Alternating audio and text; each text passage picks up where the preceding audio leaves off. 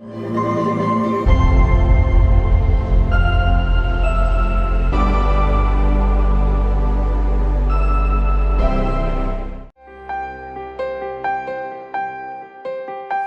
está llamando a la guerra, nos está impulsando hacia afuera. Acudiremos al llamado del Señor, tomaremos las armas que Él nos preparó. Llamando a la guerra, nos está impulsando hacia afuera. Acudiremos al llamado del Señor, tomaremos las armas que Él nos preparó.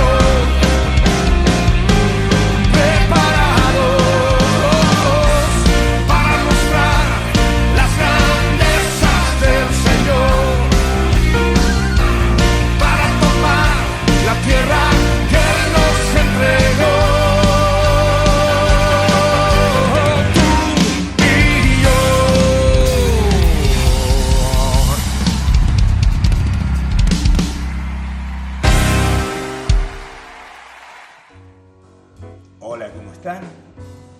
Juntos ahora vamos a poder compartir la palabra del Señor, esperando esa revelación, eso nuevo para nosotros, para nuestra edificación, para que podamos en este tiempo poder vivir de acuerdo a ese propósito con el que el Señor nos ha llamado. Así que comencemos con una oración diciéndole: Padre Santo, esperamos ahora recibir tu palabra y estamos plenamente convencidos que viene de parte tuya a bendecirnos y agradecidos por todo aquello que nos has ya enseñado, que nos has preparado. Ponemos todas las cosas en tus manos, en el nombre de Jesús. Amén. Hay una palabra en el libro de Lucas, allí en el capítulo 4, versículo 17, si lo querés buscar. Y estaba haciendo referencia a un pensamiento antes de leer la palabra. Una señora que vimos el otro día, que estaba al lado de un indigente. El indigente estaba tirado en la vereda, evidentemente mal de salud. No estaba simplemente descansando, sino que se lo veía enfermo, se lo veía que no respondía. Había también unos policías. Se ve que ya alguien llamó a la policía y el hombre no respondía, estaba como en shock. Y esta mujer les decía que lo lleven a un lugar a un hospital, a algún lugar a atenderlo. Y les dio el teléfono y les dijo: miren, cuiden, ahí vi que tenía algo de platita en una mochilita que tenía, que no se la roben, y si necesita algo, algún remedio, alguna cosa, llámenme, yo les doy mi teléfono, estoy dispuesto para ayudar, para llegar a ser útil para esta persona, ¿no? Y me quedé entonces pensando. Yo no estaba presente en ese momento, lo vio mi esposa y me comentó. Y me quedé pensando y digo: ¿cómo a veces cumplimos ese mandato del Señor, ese llamado del Señor, sin estar predicando con palabras, sin estar hablando del Evangelio, sin estar leyendo la Biblia, y de repente estamos llevando adelante ese propósito del Señor?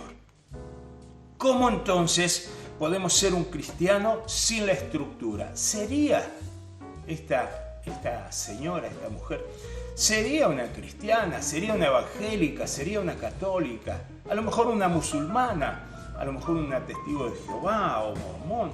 ¿Qué sería esta persona? Pero sea lo que sea, esta persona estaba cumpliendo el objetivo, el propósito de Dios. Estaba ayudando al prójimo, estaba siendo parte de esa bondad de Dios hacia una persona.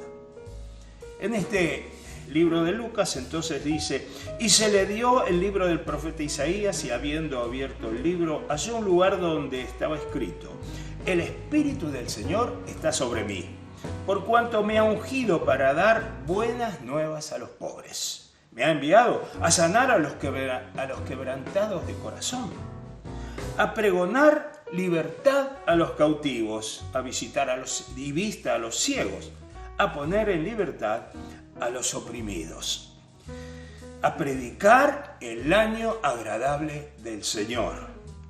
Y enrollando el libro se los dio a los ministros y se sentó y todos lo miraban, dice, y comenzó a decirles: hoy se ha cumplido esta escritura delante de ustedes. Aquí hay un llamado de parte de Dios, un mensaje de parte de Dios en el que le dice: el Espíritu está sobre esta persona para llevar adelante algo. Si vos podés decir, bueno, eso se lo dijo al Señor, pues te voy a decir que no solo se lo dijo al Señor, es parte del llamado propio de Dios a cada uno de nosotros. ¿Para qué nos llamó el Señor? A veces nos portamos como que el Señor nos llamó para estar en un culto, en una iglesia, para ser parte de la iglesia evangélica, para ser parte como que Dios nos llamó a todas esas cosas religiosas que tienen que ver con la vida de un cristiano. Y en realidad define claramente: me ha dado un llamado para darle buenas noticias a los pobres. ¿Cuántos pobres tenemos hoy en nuestra nación? ¿Cuántos pobres hay hoy que te están rodeando, que viven alrededor tuyo? Pues qué buenas noticias les damos a ellos. Que va a ganar este en las elecciones, que va a ganar el otro, que ahora esto, que ahora lo otro. ¿Qué noticias buenas tenemos para los pobres? Quiero decirte que siempre va a haber pobres. Siempre. La palabra dice que el Señor Jesús dijo: los pobres siempre los tendrán con ustedes. Es decir, siempre va a haber pobre. Que me ha enviado para sanar a aquellos que tienen el corazón dolido, aquellos que están sufriendo, que están pasando situaciones difíciles o simplemente están dolidos porque son personas sensibles, son débiles en su carácter y están lastimados, están heridos. Ustedes saben cuántas personas están necesitadas de alguien que los conforte, que les dé esas buenas noticias, noticias de libertad de las opresiones, de libertad de los malos pensamientos, de aquellas cosas que oprimen y que nos hacen sentir presos. También dice poner libertad a ellos, no solo dar noticias y dar consuelo al que está en una prisión. A veces a quienes están aprisionados por circunstancias de la vida. Podría ser un vicio, simplemente le decimos: bueno, yo quiero que sepas que estoy con vos, que te conforto, pero no le damos la libertad, no nos acercamos para dar la libertad. Hace poco hablábamos de un joven que estaba muy enredado en las adicciones y que al final se acercaron y lo ayudaron, lo llevaron a un centro de rehabilitación para que al final sea libre, porque no es solo dar buenas noticias, no es solo comprender, no es solo abrazar y acercarse, sino llevar a cabo una tarea específica. Así que ponerlos en libertad. Pero lo último que dice: a predicar el año agradable del Señor.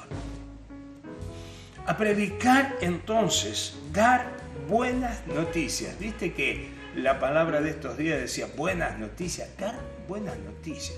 ¿Cuál es el año agradable de Dios? El año en que Dios está dispuesto hacia las personas. Este es el año agradable de Dios. Este es el año en que Dios quiere darte buenas noticias. Este es el año entonces en el que Él tiene un propósito bueno para vos. Así que por un lado tenemos un llamado, por otro lado tenemos un propósito. Y también específicamente este propósito define cosas. Y todas estas cosas, qué curioso, que no dijo que te llamó para meterte en la iglesia, que te llamó para ser parte de una religión. No dice que te llamó para que seas un buen evangélico. No, te llamó, y todo este llamado tiene que ver con otros, tiene que ver con las personas, tiene que ver con el prójimo. Nos encerramos en una fe de religión y no nos podemos abrir a una fe de acción, a una fe de dirección, de propósito. Y siempre tiene que ver con el prójimo.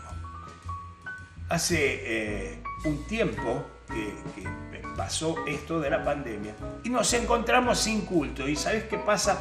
Muchos de los cristianos entonces se encontraron totalmente desconectados. Su fe se sostiene a través del culto. Y me estoy enfriando, me han dicho más de uno. Me estoy enfriando. ¿Por qué te estás enfriando? Y porque no nos podemos reunir en la iglesia. ¿Cómo es? ¿Tu fe en Dios sostiene la iglesia o tu fe en la iglesia sostiene tu fe en Dios? ¿Qué fue lo que demostró esta etapa? Esta etapa ha demostrado que tenemos nuestra fe depositada en el Señor y entonces perduramos, nos mantenemos, porque en realidad, ¿qué ha cambiado?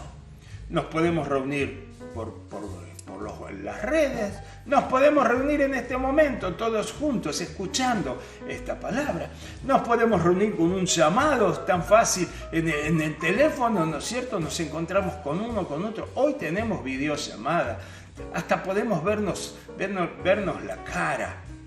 Y sin embargo, muchos han sido debilitados en la fe en este tiempo porque no han podido ir a lo que llamamos la iglesia. Es decir, la fe sostenida por una estructura, por un lugar. No es que esté mal, pero simplemente esto nos llevó a entender una realidad. ¿Qué nos está pasando?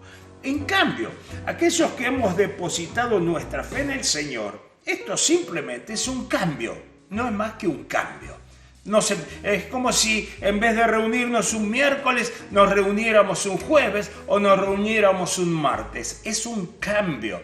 Es como si en vez de hacerlo a la tarde, lo hiciéramos a la mañana. Es simplemente un cambio. Pero para algunos no ha sido así, porque su fe no estaba en el Señor, sino que su fe está en una estructura. Y esa estructura es la que nos hace a veces un tanto fanáticos, porque nos hacemos tantas diferencias entre unos y otros, porque nos reunimos así, porque nosotros tenemos este culto, porque somos muy ruidosos, porque no somos ruidosos, y nos mantiene en una distancia, en una separación, y distraídos del propósito, del objetivo, del llamado con el que el Señor nos llamó. ¿Sabes a qué nos llamó?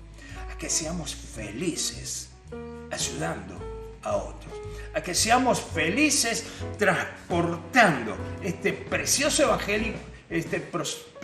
evangelio a otros.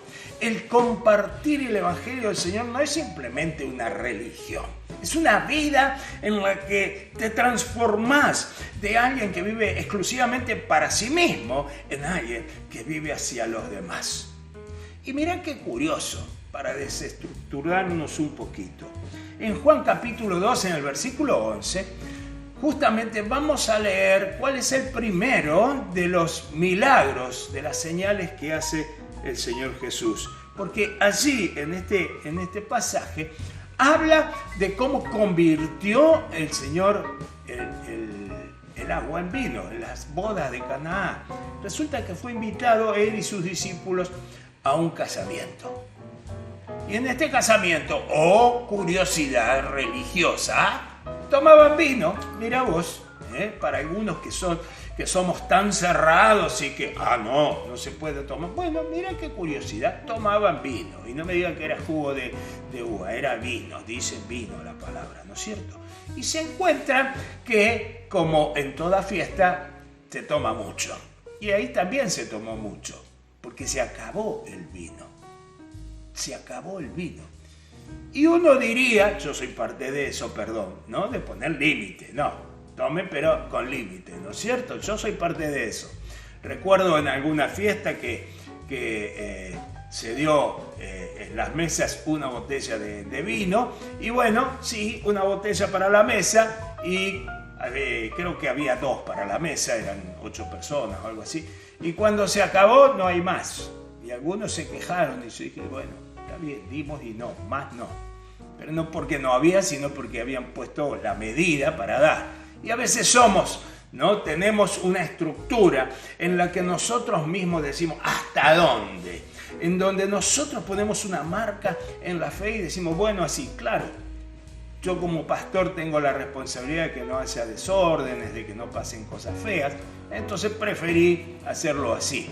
Pero mirá qué curioso este pasaje de la fiesta de las bodas, así. Se había acabado el vino, parece que se habían tomado hasta el agua de los floreros, dice así, un dicho popular nuestro, ¿no?